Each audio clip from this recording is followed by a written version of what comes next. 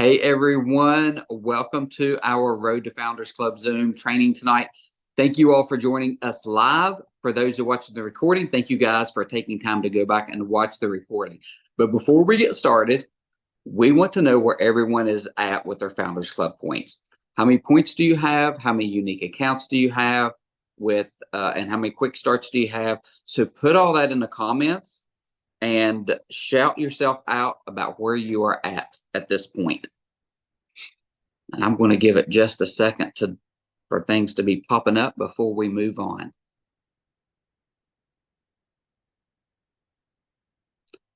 And I will add this in. If you do not have pen and paper handy, you are going to want to grab it for this training because we're going to do some interactive stuff a little bit and make this a really fun and cool training on a topic that is sometimes a little stressful.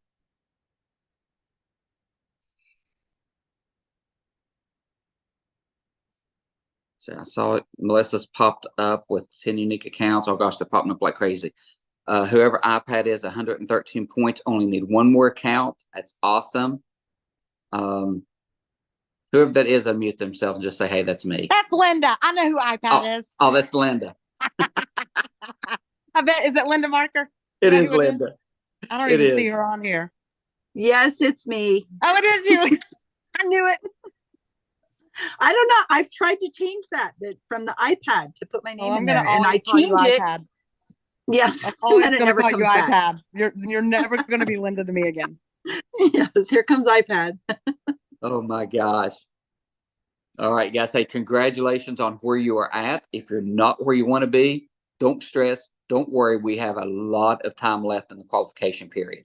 It's just time to buckle down and maybe do something different that you haven't been doing to get those unique accounts and get those points, okay? But tonight, we are going to talk about crafting your powerful business story. And I think this is something we all kind of stress out about a little bit when we think about, oh my gosh, what do I say in my business story? How long does it need to be? What do I need to leave out? Those types of things. I know for me, when I got started with really focused on my business story quite some time ago, that was some of my stressors. What do I say and how do I share it? And we want to take that stress off of you. We want to give you a formula that is really going to work no matter where you are at in your story, whether you've just been doing this for a few months, whether you've been doing it just for 2 or 3 years, whether you've been doing it for many years, like myself, Melissa, and Christy. So know this, everybody's story is going to be different. That's the uniqueness about this business, is not one person or not two people, usually have the same story. Maybe some similarities, but not the same story. And we want to take time and break it down on how to do this. So get a pen and paper out. And this is step one.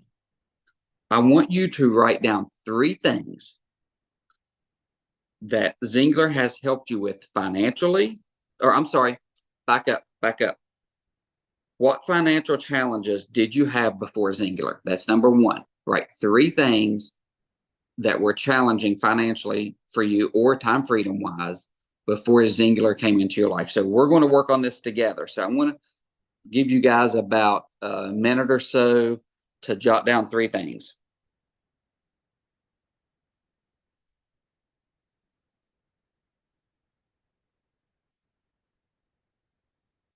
And don't overthink this. These can be small things. Don't think that you have to have a big story for it to be powerful.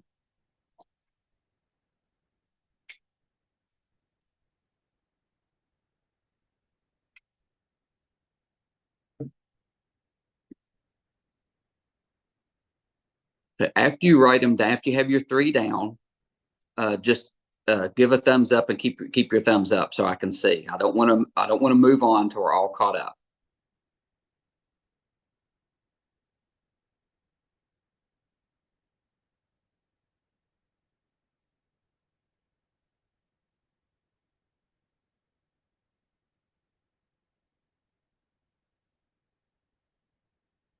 And there's a few people that don't have their camera on, so I'm not going to know if you give me a thumbs up or not. Okay, I saw Brandy or Bambi turn her camera on, gave me a thumbs up. Let's see.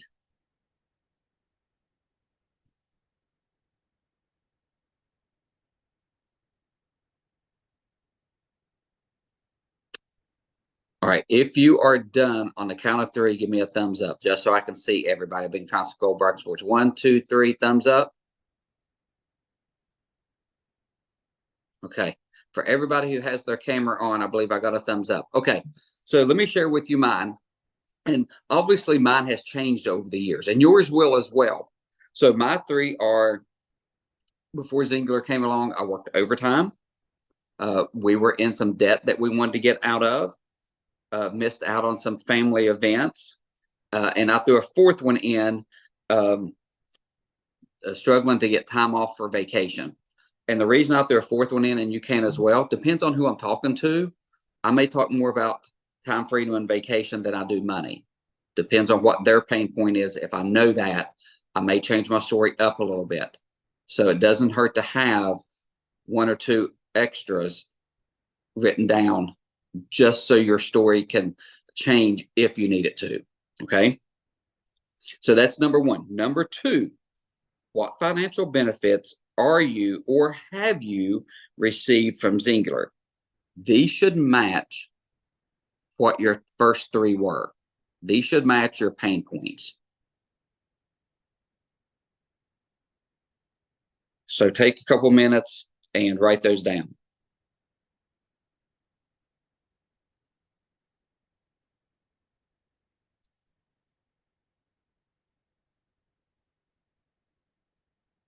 You guys didn't know I was putting y'all to work tonight, did you?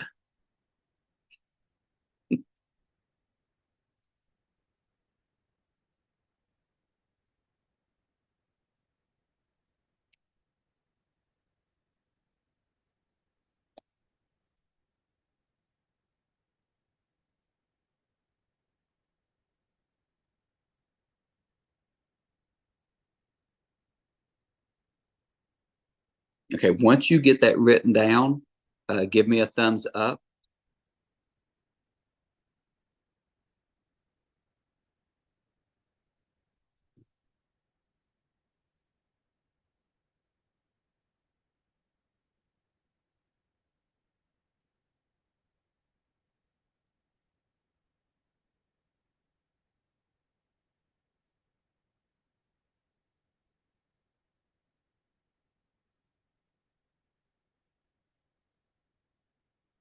I'm seeing a lot of thumbs up going up.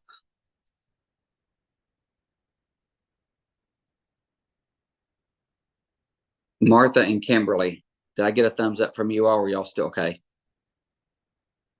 Okay.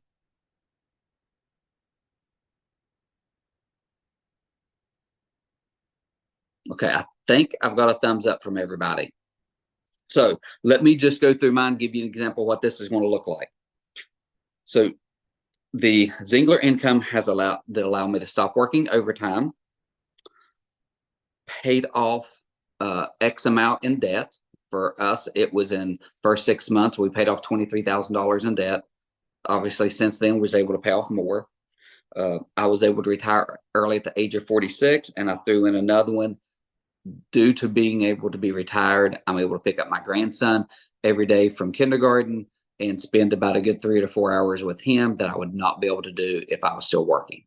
So you can see how the benefits came from Zingler matched my pain points. So it's going to your story is going to flow. We're going to put all this together here in a little bit, so it will you'll see how it flows. So the next one is this, and this is going to be some little bit deeper thought. But what financial benefits is Zingler going to do for you and your family in the future? So three things there.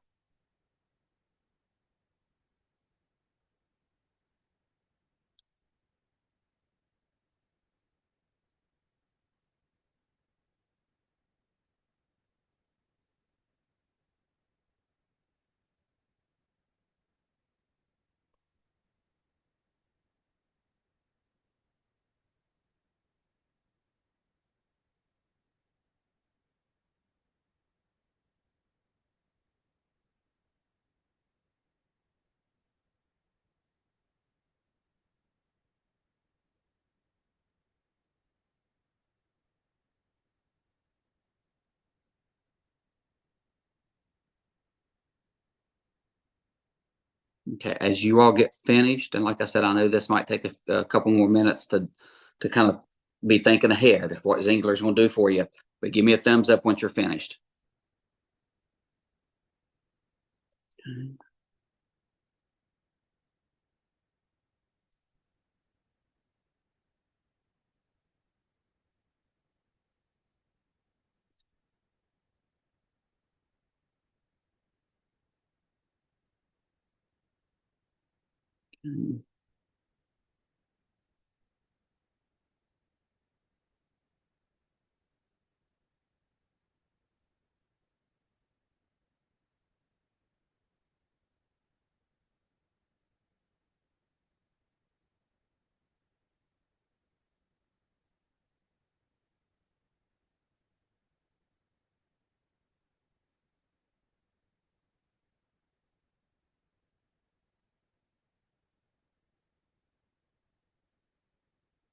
Okay. Let's do this on a count of three. If you're finished, give me a thumbs up because I don't think I caught everybody. 1, 2, 3, thumbs up if you're finished. Okay. Okay. Perfect. Okay. So think of this as the I'm going to mess it up. The Charles Dickens story, your ghost of your Christmas past, present, and future. Okay, so this is your singular past, present, and future, and that's the way your story should look. And it's going to go like this. I'll just share mine with you really quick, and your story should be 3 minutes or less. So before Zingler, I was working at the police department and was working probably 50 to 60 hours a week. Obviously, about 20 of that in overtime. I was in some debt that we wanted to get out of. And because of working all the overtime, I was missing things with my family and with my friends. But what I found out with Zingler was that in a short amount of time, I was able to stop working overtime. I was able to open up time to spend with my family. And we was able to pay off $23,000 in debt in my first 6 months. And we continued to pay off debt over the last 11 to 12 years. And the biggest thing that it has allowed me to do is retire from the police department at the age of 46 to where I'm now able to pick up my grandson from kindergarten and spend 3 to 4 hours with him every day that I would not be able to if I was still working. What Zingler is going to continue doing for me is one, it's going to keep me retired. So I don't have to worry about going back to work and finding another job like some people do. Some people retire and they see that they can't live financially on their retirement, so they have to go back to work. I don't have to worry about that. When my wife is ready to retire, we're set up, or we're going to be set up to where she can retire when she's ready. And because we will both be retired, we will be able to travel a lot more without having to ask permission to take vacation time. So that's how it's going to flow. Okay. You see how that before, present, and then the future. Because you don't want people just to see what it's doing for you now. You want them to see what it's going to be doing for you in the future as well. You want to paint that big, big picture for them. Now, like I said earlier, do you think this was my story 6 months into Zingler? Absolutely not. Do you think this was my story 2 years into Zingler? No.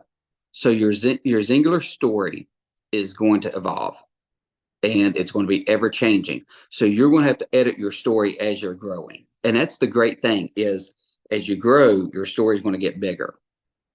So I don't want anybody to think, well, my story is not that big. I'm not retired yet, or I don't have that time freedom yet, or whatever it might be. Don't focus on that. Focus on the things that Zingler has done for you and blessed you with. Those are the things you need to share.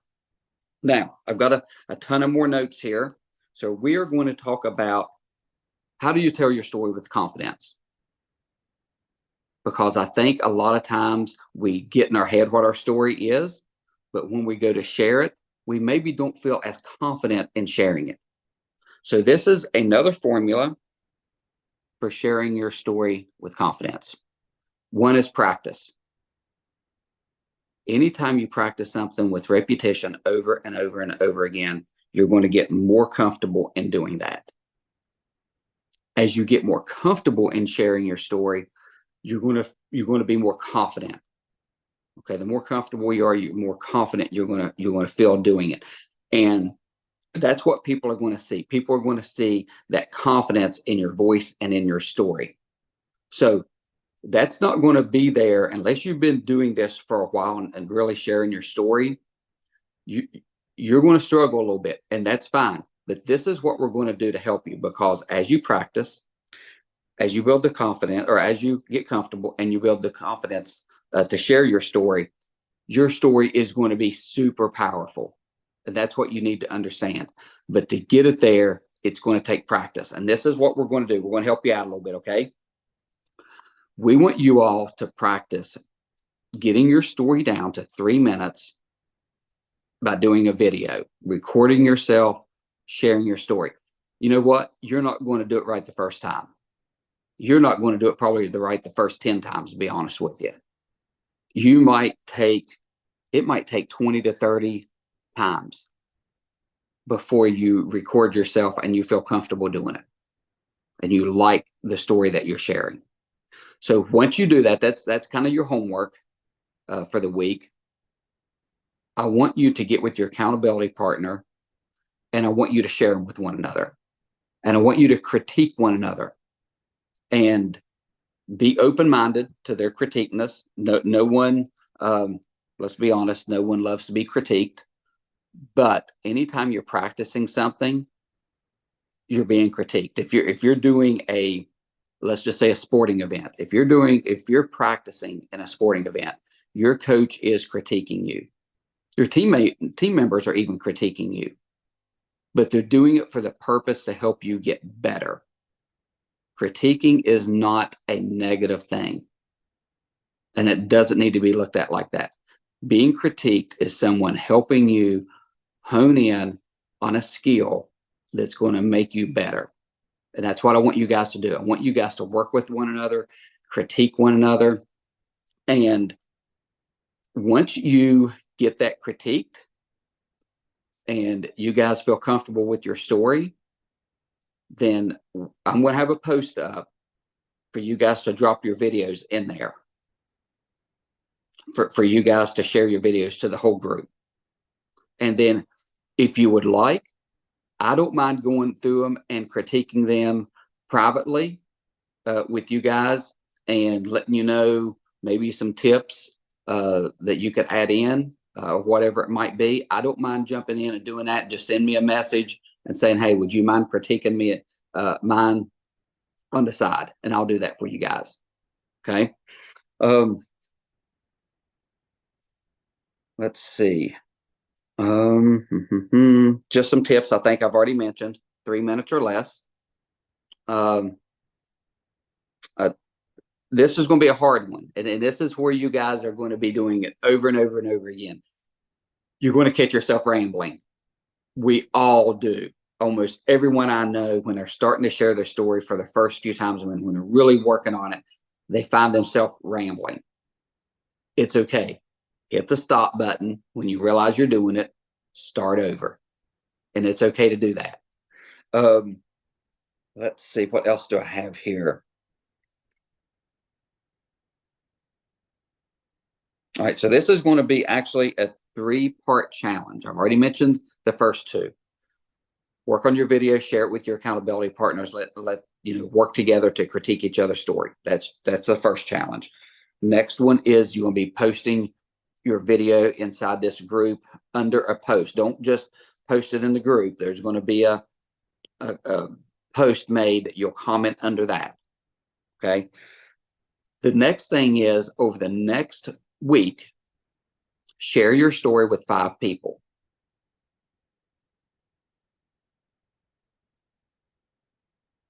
Who can those 5 people be? Could be all 5 could be customers. It could be family members or friends that you've not got started yet. Okay. Now remember, this is business story. This is not what the products have done for you. Okay. In your business story, it should be nothing product related. It should be all financial or time freedom related.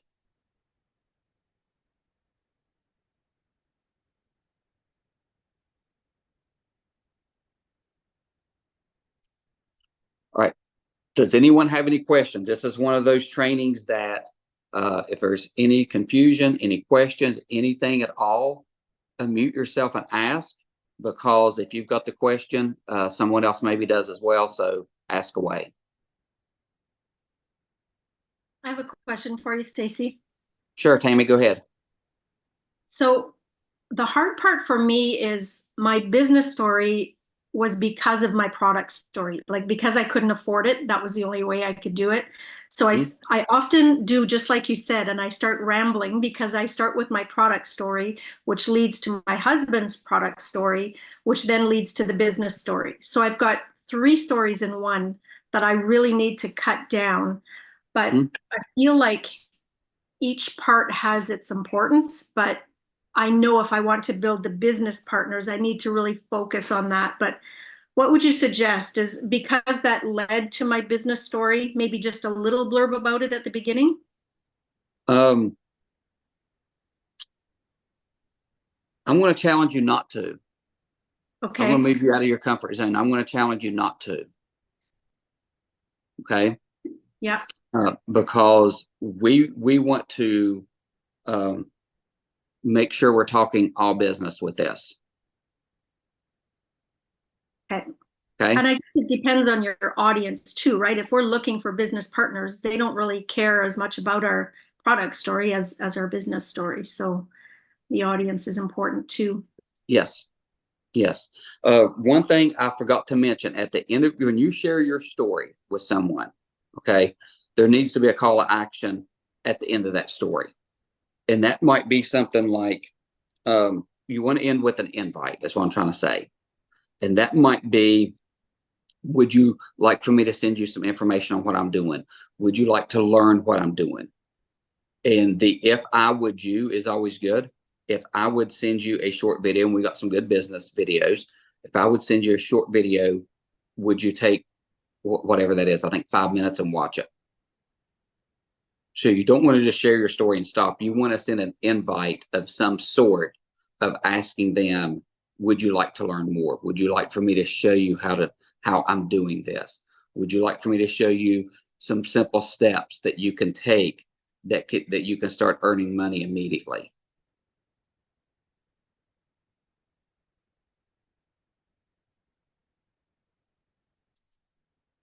And I always find that if and then always works. If I send you a video, would you watch it? And or if I send you a video, then would you watch it? And then it's more. Would you do this? Is more like, yeah, I don't think so. But if I did this, then would you? Usually gets a yes for some reason. I don't know why.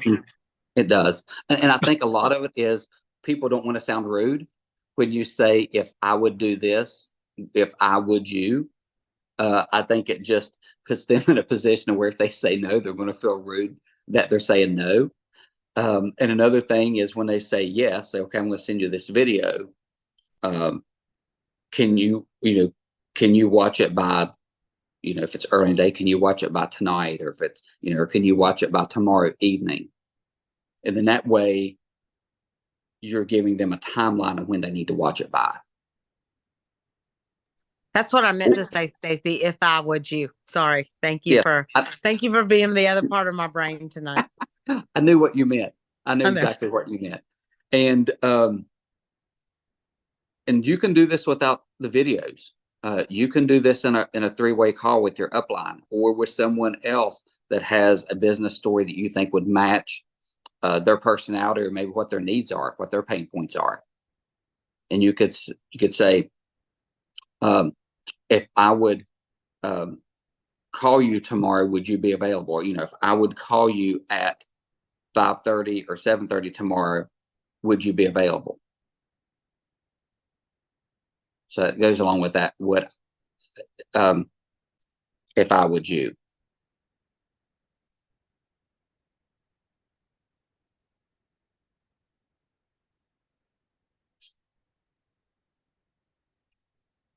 Any other questions?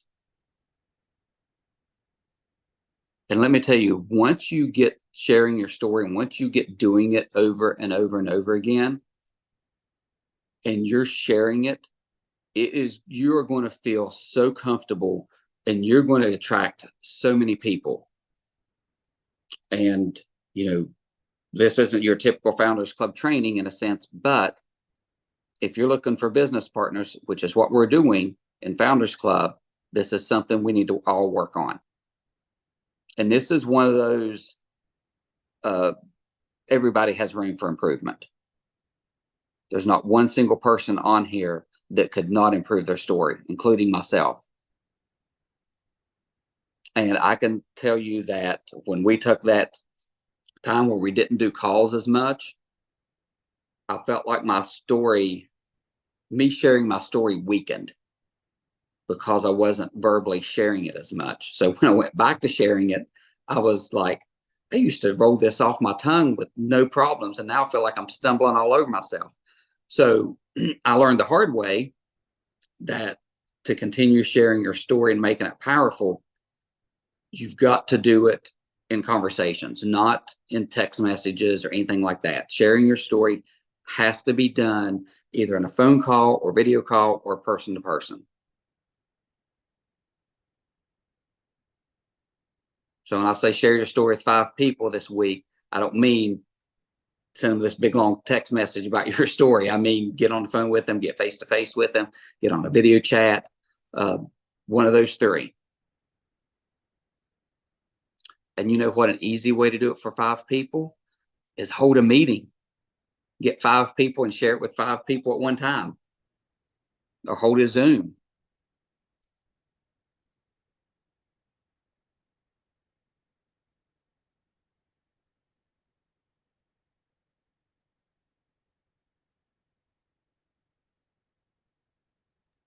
Let me tell you what a great way is to get practice at sharing your stories. Write down everybody's name on here and y'all do calls for each other.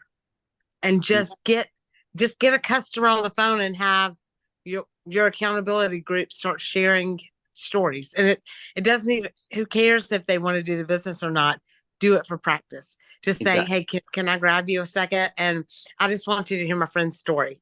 And y'all, I mean, make that one of your, your goals is to get, in your accountability group, every single one of you share your story with 3 people each week. So, and what that's going to do is going to give you practice, but it's going to have, you're going to be practicing on a potential business partner.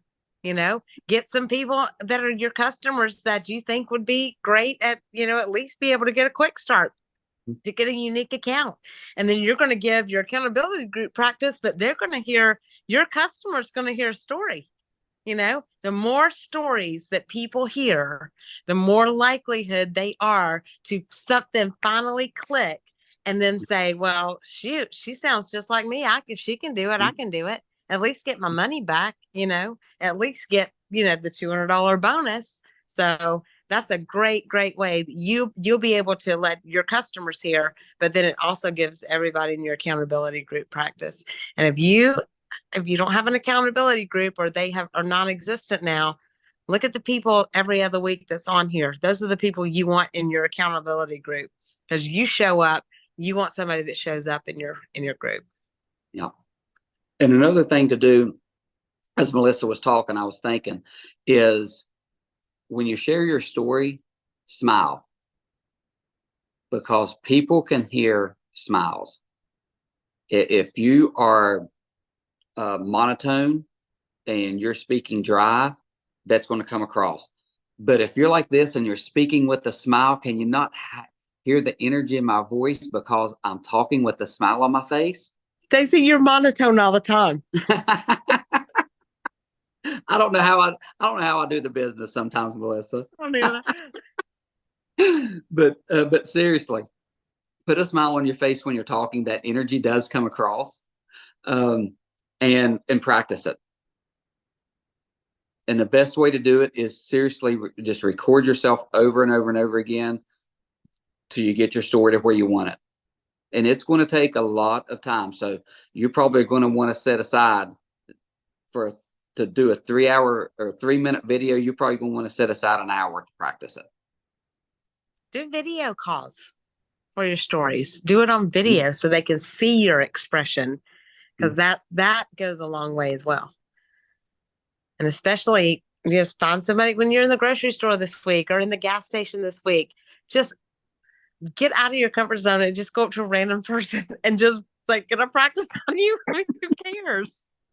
Just the more you do it with people, the better. It's just like Stacy said. I mean, it is just like your product story. Everybody gets real good at your product story because you do it all the time. You share your product story, share your business story just as much. Any questions? All right. Who likes this format of just 3 simple things and being able to not have to overthink it? It's an easy 1, 2, 3 platform to use with an invite at the end. And any one of you all can do this and make it very successful. I know you can. All right. That's all I have. Melissa, do you want to close this out? Yeah, that was great. That was a great training, and it does have a lot to do with Founders Club, because we've got to start talking about the business so much. I mean, it's a numbers game. I don't know how many times we can say that. This is a numbers game. The more people you talk to about the business, the more business partners you're going to get. And so if you do not have, I mean, we're more than halfway through. If you don't have half of your unique accounts, the solution is talking to more people about the business. So with GLPX, y'all start shouting it from the rooftops. And that GLPX with the gut collection, I mean, they are going like hotcakes. If you are not selling them like hotcakes, talk to more people, talk to more people. I mean, it is like, that is what people are looking for. So great training. I'm excited. So I guess anything, anybody else got anything they need to say? If not, then y'all have a great night, and we love you guys, and we'll see you in 2 weeks. See you soon. Thanks, guys.